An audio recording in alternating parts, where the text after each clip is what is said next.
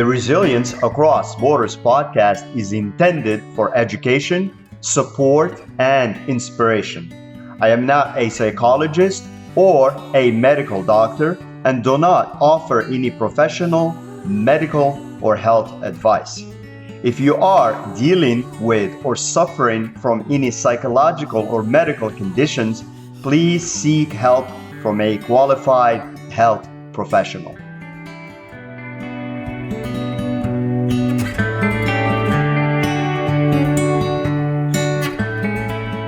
Hello and welcome back to Resilience Across Borders podcast. I'm your host, Rachid Zahidi, and also author of the EmoGym Journal, that is short for Emotional Gym, and the guide and workbook to get clear and stay focused on your priorities and institute better habits. So in today's episode, we will talk about helping someone through tough times.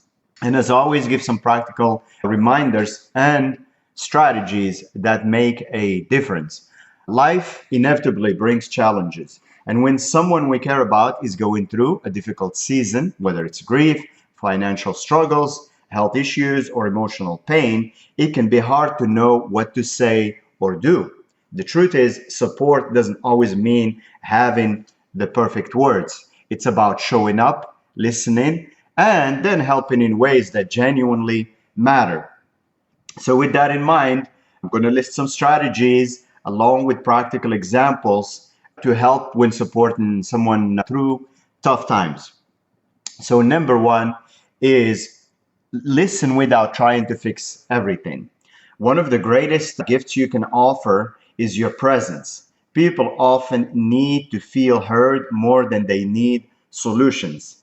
So for instance, instead of jumping in with advice, you might say, "That sounds really difficult. I can see why you're feeling this way." This acknowledges their experience without minimizing it. Or if a friend is venting about work stress, resist the urge to tell them how to fix their boss. Just let them talk while you listen attentively. Sometimes the simple act of verbalizing eases the weight because they're able to just voice it, verbalize it, and talk through it with a trusted friend and with a good listening ear. That eases the weight already. Now, number two, if it's a situation that we're offering practical help is relevant, so offer practical help instead of vague promises. So if saying, for instance, "Let me know if you need anything," which we all I've been guilty of that. And I know that's the go-to for a lot of us is, "Okay, let me know if you need anything." This puts the burden back on the person who's already overwhelmed. So instead, we can be specific in how we can support them. For example, if they are grieving, we can offer to drop off dinner one night or run errands, or saying, "I'll bring you a meal tomorrow. Would lunch or dinner work better?" This makes it easy for that person to accept.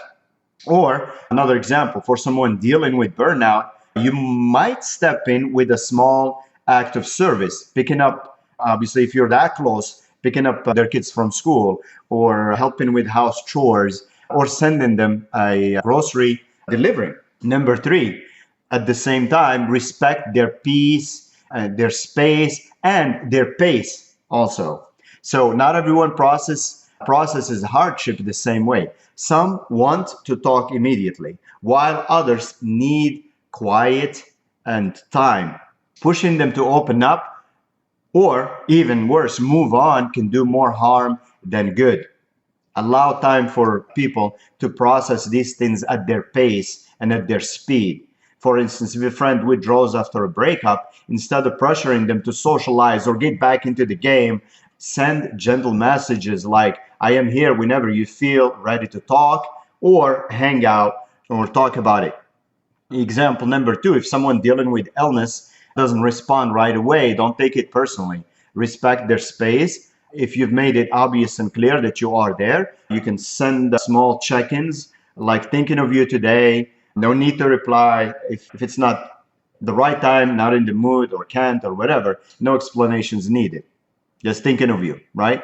Number four, encourage small steps toward healing when relevant. Of course, when someone is overwhelmed, big solutions can feel impossible. This happens to all of us. We can get overwhelmed by big solutions. So encouraging small, manageable actions can help regain a sense of control and can help us all regain a sense of control. But obviously, in this particular situation, we're talking about helping someone else. So encouraging small, manageable actions can help them regain a sense of control. So for instance, if a friend is struggling with anxiety, you might suggest, want to take a short walk together? Fresh air might help. This is less intimidating than suggesting a full fitness routine or some big program that's multifaceted and has all these different moving parts, right? Or for instance, someone in grief, invite them to join a simple activity like sharing coffee or sitting in the park. Small steps can slowly rebuild connection and normalcy. And the number 5, remind them they are not alone. Often the hardest part of tough times is feeling isolated. Reminding someone of your steady presence can bring comfort and hope. So for instance, write a handwritten note or send a thoughtful text saying, I don't have the right words, but I'm standing with you through this. And I've before also recorded voice memos too, because I found those sometimes too, because they embody the tone. You can do a lot more with a voice memo than just a text, but anything is better than nothing. And also it's not intrusive, like especially if a person is one of those people that likes to be alone at certain times and you don't want to pressure them with a phone call or them feeling bad because they can't answer you or whatever. A voice memo is also another way to go about it. Also, you can create a small ritual of checking in, a weekly call or a shared journaling practice, or even sending them an uplifting quote. You run across a quote that is inspiring or that is relevant, forward it. Consistency reinforces that you are by their side. So helping someone through tough times isn't about having all the answers. It's about showing up with compassion, showing up with patience, and when relevant, showing up with practical support. Listening deeply, offering concrete help, respecting their space at the same time, encouraging small steps, and reminding them they are not alone can make a profound difference. When in doubt, remember, kindness and presence matter more than perfection. Sometimes simply sitting beside someone in silence can say more than any words ever could. So as always, thank you for tuning into the Resilience Across Borders podcast. Make sure to share the podcast, give feedback, review it, and you can follow the blog posts and new episodes. The URL is @resilience.com. And remember to be kind to yourself and be kind to others and stay resilient.